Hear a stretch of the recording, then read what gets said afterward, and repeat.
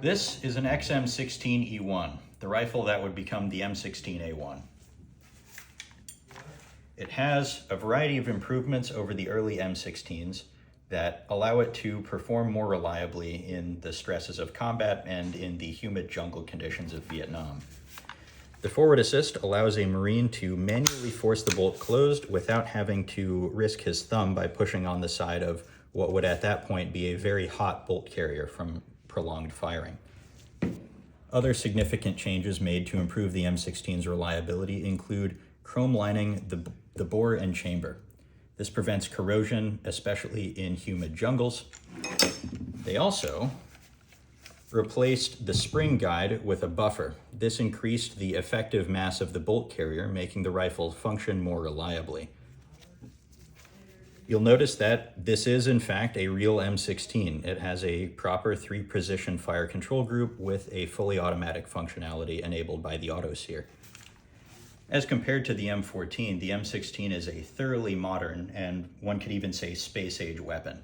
It makes heavy use of aluminum in the lower and upper receiver, and the furniture is made of polymer instead of wood. All of this goes to reduce the weight of the rifle significantly. In fact, unloaded, this weighs less than 7 pounds. It's also much shorter than an M14, with a 20-inch barrel and a 13.5-inch length of pull. The rifle is overall less than 40 inches long, making it more maneuverable and easier to use in dense jungle environment. Another one of the big innovations was its use of the small caliber high velocity 5.56 millimeter round. The ammunition weighs half as much as 7.62 NATO and produces significantly less recoil, allowing Marines to fire more rapidly and therefore get more rounds on target. The lighter weight allows Marines to carry more ammunition into a firefight, and I don't think anyone has ever complained about having too much ammunition. Like the M14, the M16 is fully automatic, or at least the early variants were. But unlike the M14, the significantly lighter recoil of the 5.56 round allows it to be much more effective when fired on full auto. M16A1s, very similar to this XM16E1, were in active service from the end of the Vietnam War up through the early 1980s. It was replaced by the M16A2 in 1982, but many M16A1s remained in service, especially in training areas. This is M16A2 serial number 0001 USMC. The A2 was adopted in 1982 to replace the A1. You'll notice a variety of external changes compared to the M16A1, or in this case, the XM16E1, which is basically an A1. The barrel is heavier. The handguard is different. It came with a 30-round magazine instead of a 20-round magazine, though these are cross-compatible. The rear sight is more complicated. The pistol grip is slightly different, and the stock is a little bit longer.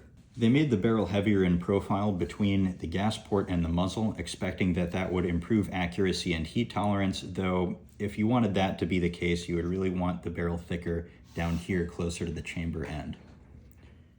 The handguard is a very obvious change, and it was made for a pretty simple reason. In addition to being stronger, both of the halves of the round handguard are the same part, whereas the triangular handguard on early M16s has a left half and a right half. So a unit armorer would only need to keep one type of handguard piece in stock for an A2. Another major change with the barrel was the change from a 1 12-inch rifling twist to a 1 7-inch rifling twist. This was done to ensure compatibility with 5.56 NATO ammunition. You see, when the M16 was originally adopted, its ammunition was not standard even within the United States military inventory system, let alone the rest of our allies and partners.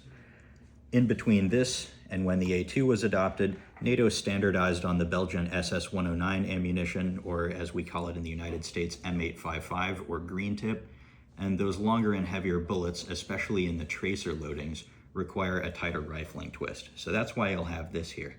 The A2 and future M16s and M4s are compatible with older M193 55 grain rounds, but the older M16s are not forward compatible with the new ammunition. The M16A2 has a more complicated rear sight than on the A1. You'll notice the A1's rear sight just has a single dial, whereas the A2's rear sight is is a lot more finely adjustable.